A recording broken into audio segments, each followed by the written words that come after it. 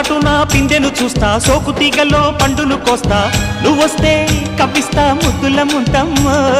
ఉక్కపోతకి ఊపిరి పోస్తా, పక్క మేతకు పంట కట్టిస్తా, ముద్దిస్తే బుక్కిస్తా మద్దెల మోతయ్యో.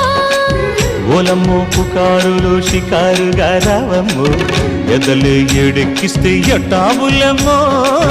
ఊరయ్యో బజారులో మజాలకి రానయ్యో, పగలే పక్కెక్కిస్తే తంటాలేవయ్యో.